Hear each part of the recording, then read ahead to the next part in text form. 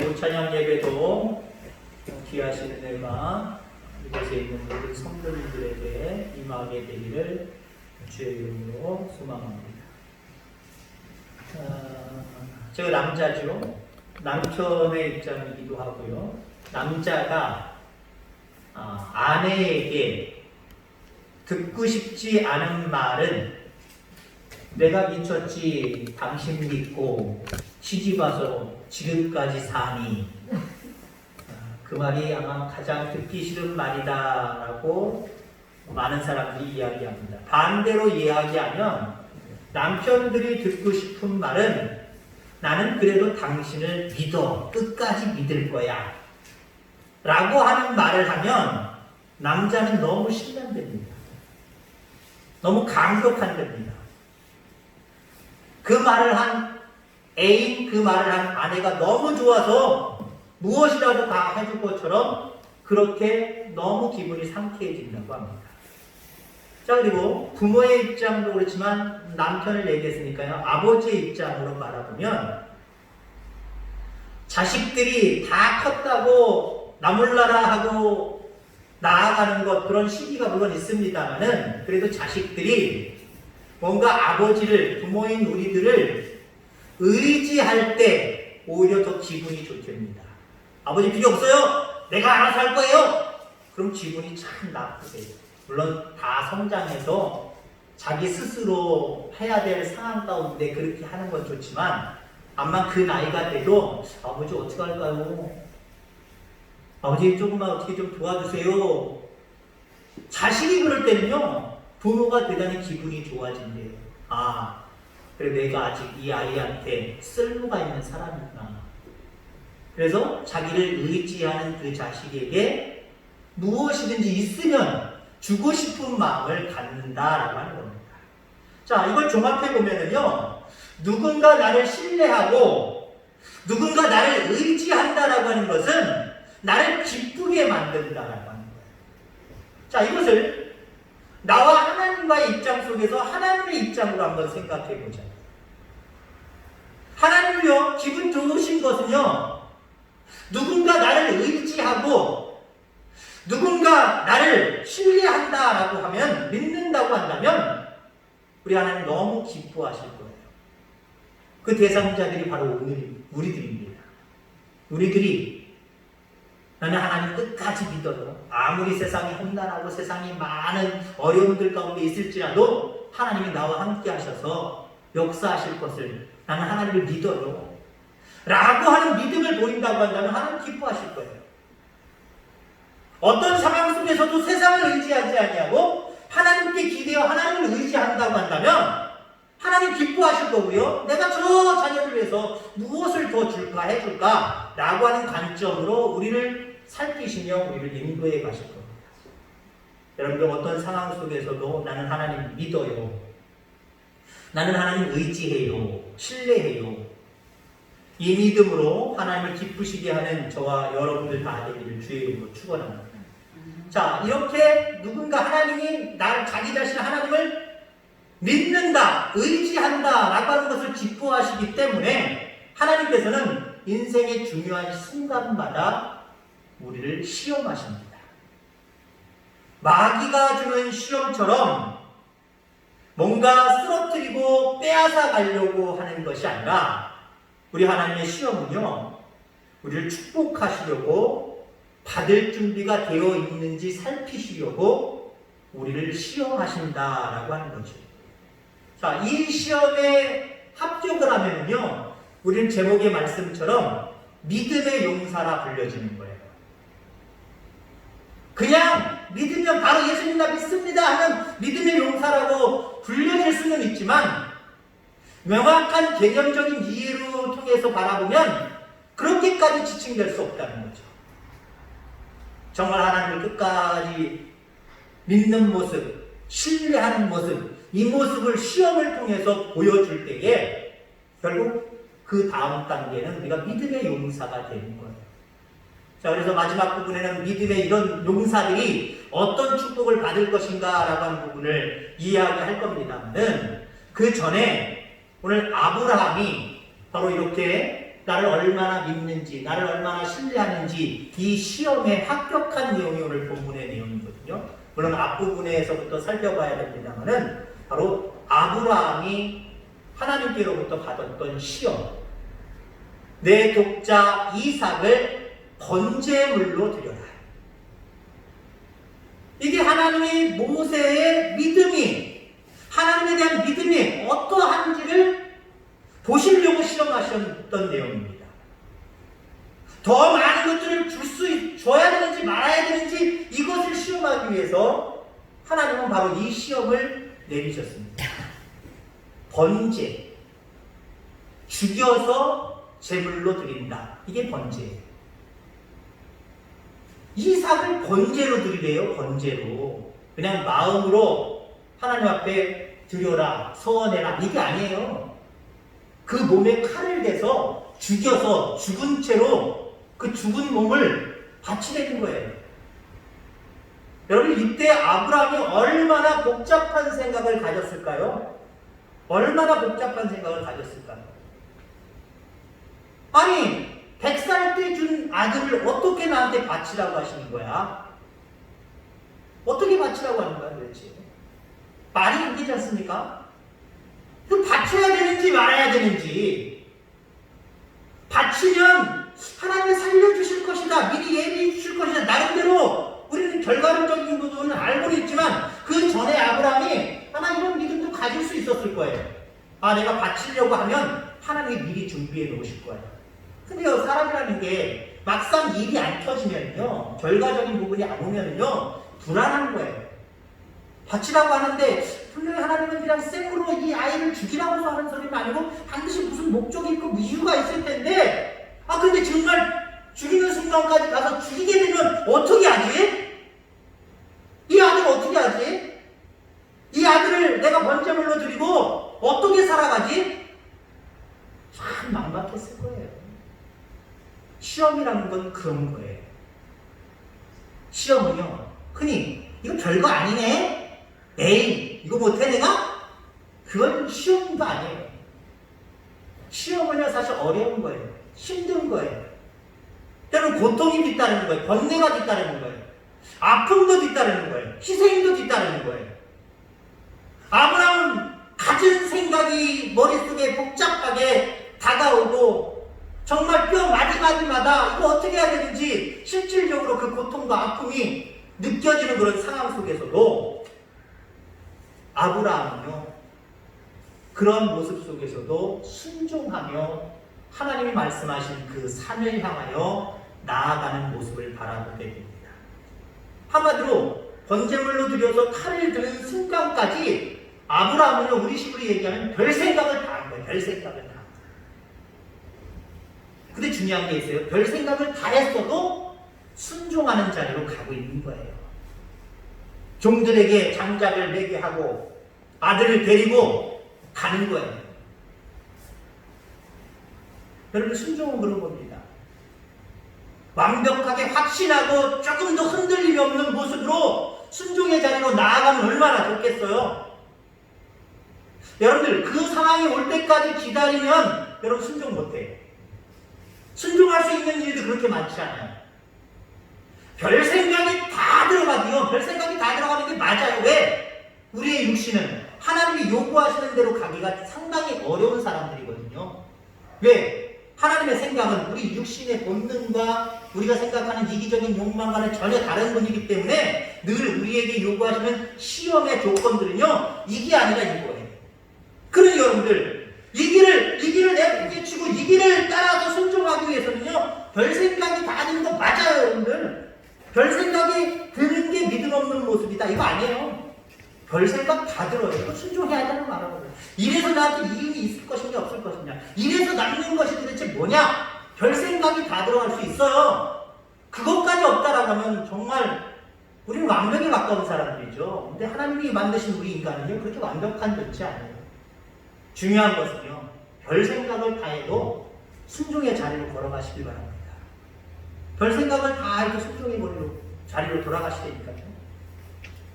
그것이 우리가 마땅히 감당해야 될 일임을 여러분이 기억하기를 주의 이름으로 축원합니다. 별 생각을 다 하면서 결국 하나님 말씀하신 그 산에 올라가서 번제물로 아들을 눕혀놓고 마지막으로 칼을 드는 그 순간에 하나님 멈추게 하셨어요. 아멘.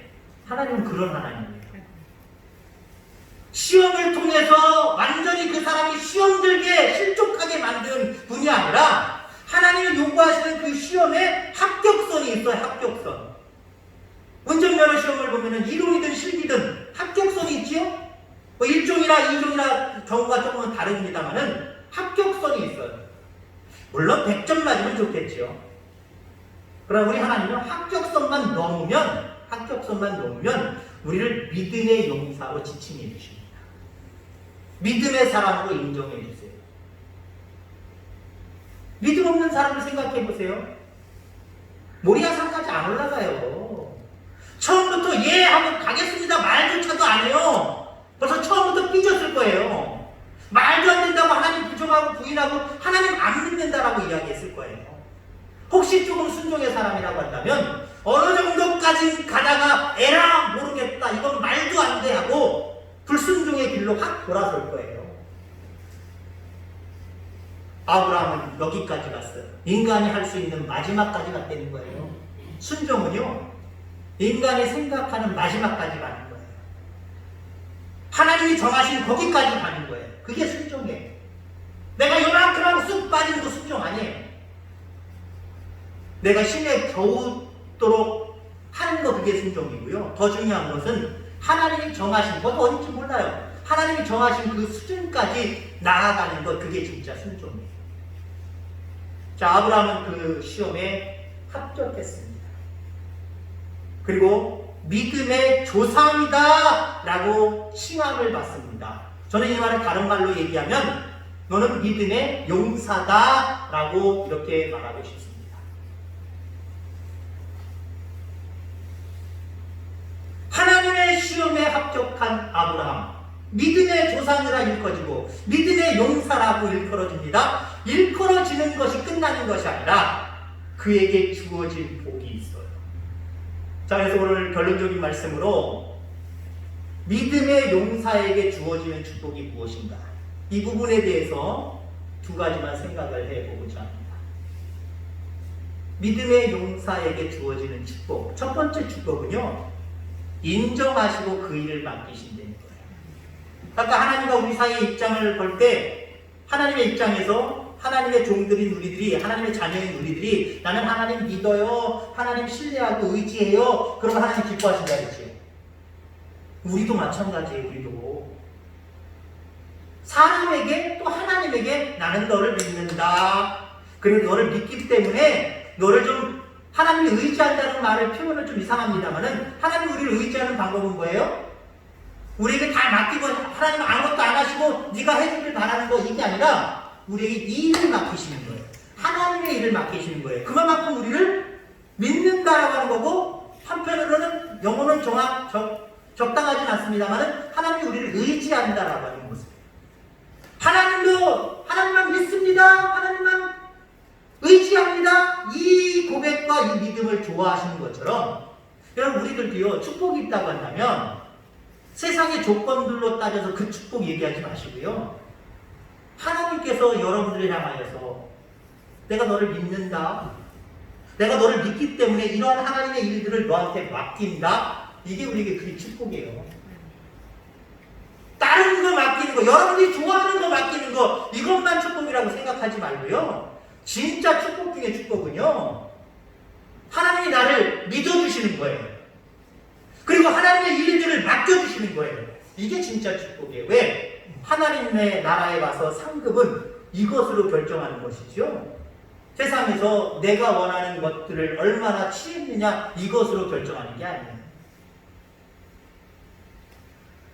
살아있을 때 얼마나 하나님께서 너를 믿어주셨느냐, 그리고 너에게 어떤 일들을 맡기셨고 그 맡겨진 일들을 너희가 어떻게 감당했느냐, 이게 하나님 나라에서 평가 전부예요. 전부.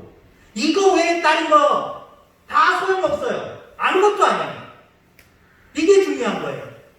근데 믿음의 용사에게 이 복을 주신다는 거죠. 우리를 믿어주시고 우리에게 맡겨주신다는 거예요. 다니엘, 여러분들 잘 아는 인물입니다. 다니엘서라고 하는 책까지 아예 있습니다. 포로로 끌려갔습니다. 바벨론의 포로로 끌려가서 살아가는 사람이지만 하나님을 전적으로 믿고 의지하는 믿음을 가지고 살아갑니다. 자, 그렇게 살아갈 때 자신 외에 왕이죠. 느부갓네살 왕, 자신 외에 어떤 신에게도 기도하면, 고개를 숙이면 사자굴에 집어넣을 거다. 이런 어떤 조서가 전국적으로 다 선포된 상황 속에서도요, 다니엘은 창문을 열어놓고 예루살렘 성전을 향하여서 매일같이 기도했습니다. 쉼없이 아침, 점심, 저녁으로 기도했습니다. 결국 물론 사자굴의 벌칙으로 그 왕의 말대로 그대로 집행됩니다마는 사자의 입을 막으시고 사자굴 속에서도 다니엘을 지키셨잖아요. 자, 어찌됐든 간에 느부갓네살 왕 그 외에 다른 것에게 절하고 무엇을 숭배하면, 예배하면 한마디로 사자굴 속에 집어넣는다는 거예요. 이게 하나님의 시험입니다. 너 교회 가면 이런 불편함이 있어, 너 교회 가면 이런 아픔이 있어, 너 교회 가면 이게 좀 안 될 거야, 잘 불행해질 거야. 여러 가지 모습들이 여러분에게 있을 줄 압니다. 물론 다니엘이 겪었던 그런 상황들까지는 아니지만 우리에게도 얼마든지 조건을 대자면요, 신앙생활하는 데 있어서 불편한 것들 많아요. 세상 믿지 않는 사람들은요, 그 불편한 것 때문에 예수 안 믿겠다고 하는 사람들 많아요. 아우, 주일날마다 교회 가는 거 나 싫어. 주일 말고도 또 다른 날도 가야 된다며. 그것 때문에 싫어. 교회 가면 교회에다 헌금해야 된다며. 나 이거 싫어. 예수 못 믿게 하는 여러 가지 조건들이 얼마나 많은데요. 그것도 일종의 시험이에요. 다니엘은 목에 칼이 들어오는 상황 가운데 있을지라도 하나님만을 섬겼고 하나님만을 의지했고 하나님만을 믿었습니다. 다니엘이 하나님의 시험에 합격했지요. 어떤 결과가 주어졌습니까? 네가 나를 믿었고 네가 나를 신뢰했기 때문에 나도 너를 믿고 너에게 이 일을 맡긴다. 근데 그 일을 맡기는데 어떤 일을 맡기냐면 나라의 일을 맡깁니다. 근데 이 사람이 누구라고요? 느부갓네살 왕에 의해서 바벨론의 포로로 잡혀간 사람이에요. 그 나라의 이방인입니다. 그 나라의 외국인이에요. 근데 하나님이 그를 높여주시니까 어때요? 통치권을 주시잖아요. 왕은 아니지만 정말 중요한 왕 다음에 요직을 가로챈 건 아니지만 요직을 맡아서 그 어려운 상황 속에서도 그 일들을 감당하는 그런 위정자가 됩니다. 이거 누가 이렇게 해주셨어요? 하나님이 축복하셨기 때문에 가능한 거예요. 왜 축복하셨을까요? 다니엘이 믿음의 용사였기 때문에. 나를 얼마나 믿고 나를 얼마나 신뢰하는지 그 시험에 합격했기 때문에 하나님도 그를 믿고 그 귀한 일들을 맡겨주시는 축복을 허락해 주십니다. 여러분들에게 이 축복이 있게 되기를 주의 이름으로 축원합니다. 자, 그 다음에 믿음의 용사에게 주어지는 축복은요, 말 그대로 축복이에요. 하나님의 축복이 있다는 거예요. 자, 아브라함에게 주신 축복이 뭡니까? 네가 나를 얼마나 사랑하는지, 네가 나를 얼마나 믿는지, 얼마나 의지하는지 내가 봐야 되겠다 라고 하신 하나님이 그렇게 순종하는 아브라함, 이제 칼을 들어서 마지막에 자기가 할 수 있는 최대까지 가서 아들을 향해서 칼을 내비치려고 하는 순간 하나님 무슨 말씀을 하십니까? 급하게 부르시죠. 아브라함아, 아브라함아. 2번씩이나 부르십니다. 그 아이에게 칼을 내리치지 말라는 거예요. 왜 그렇게 말씀하셨을까요? 저는 그렇게 생각합니다. 아브라함이 내리칠 정도로 믿음이 좋았던 사람이에요. 아멘. 내리치는 흉내만 내고 누가 부르겠지. 하나님이 무슨 준비해 놓으셨겠지. 이랬다고 한다면 하나님 안 부르셨을 것 같아요. 조금만 늦었으면 아브라함아, 아브라함아. 하나님도 답한 순간이 있어요. 아브라함아, 아브라함아 2번 부를 때 그 이유는요, 하나님 내리면 조금만 늦으면 벌써 아브라함이 내리칠 거예요. 물론 다시 살리시는 분은 하나님이시겠지만, 그 능력이 있으신 분이겠지만, 좀의 상처도 주지 않으시려고 그 믿음이 이미 하나님 마음에 흡족했기 때문에 아브라함을 부르셨어요. 그 아이에게 손대지 마라. 칼을 내리치지 마라. 내가 이제야 비로소 네가 아들보다 독자보다 나를 더 믿고 신뢰하는 줄 이제야 내가 알았구나 라고 말씀을 하십니다. 그러면서 말 그대로 축복하시는데 어떤 축복들이 그 다음에 나오냐면은 자녀들을 축복하세요. 최고의 축복이죠? 여러분이 잘 되는 것보다 여러분들의 자녀들이 잘 되는 거 더 원하시잖아요. 그게 우리들의 정말 순수한 그 마음이고 간절한 마음입니다. 하나님께서 자녀의 복을 허락해 주셨고요. 그 다음에 늘 대적들 앞에서 승리를 약속해 주십니다. 승리를 약속해 주세요. 뿐만 아니라 아브라함의 씨를 통해서 만민이 복을 받을 것이다. 복의 근원이 되게 하십니다. 얼마나 큰 축복이에요. 우리가 사모하고 우리가 기다리는 축복 아닙니까? 이걸 누가 받았다고요? 아브라함이. 다른 말로 얘기하면 하나님 시험에 합격한 믿음의 용사인 사람이 받았다는 거예요. 여러분들도 받을 수 있는 거예요. 아브라함이 받았던 복, 다니엘이 받았던 그 복, 우리도 함께 받을 수 있는 거예요. 하나님은 여러분을 살아가면서 여러 가지 모습으로 시험하실 줄 믿습니다. 어쩌면요, 이 코로나19가 우리 믿는 사람들에게는 다른 믿지 않는 사람들에게는 큰 그냥 위기고 시련으로만 다가오겠지만 우리 믿는 사람들에게는요, 한마디로 시험거리다라고 한번 생각해 볼 수 있길 바랍니다. 그럼 태도가 달라질 거예요. 아, 이 코로나19로 나를 지금 시험하시는구나. 내가 얼마나 하나님을 믿는지, 내가 얼마나 하나님을 의지하는지 시험하십니다. 어머나 코로나! 그래서 하나님을 의지하고 하나님을 믿는 것 멀리 버려두고 세상 사람들처럼 그거 피해가려고만 애쓰고 노력하는 여러분들 되지 마시고요. 그렇다고 정면으로 대응하지 마세요. 아, 필요 없어! 그 뭐가 코로나가 문제라고 그러지 마세요. 우리가 해야 될 거는 반드시 해야 되겠지만 중요한 것은요, 끝까지 하나님을 의지하는 거예요. 끝까지 하나님을 믿는 거예요. 그래서 여러분들 하나님의 용사라고 하나님 앞에 인정함을 받는 저와 여러분들 되셔서 하나님이 맡겨주시는 귀한 일들, 그 일을 통해서 자녀들이 축복받고 여러분들이 나아간 모든 앞길에 승리만이 있고 여러분들의 모든 삶 가운데 복이 넘치며 여러분을 관계하는 모든 사람들에게 복의 근원으로 살아가는 우리 모든 성도님들 다 되어지기를 주의 이름으로 축원합니다. 기도하겠습니다. 하나님 아버지 감사합니다.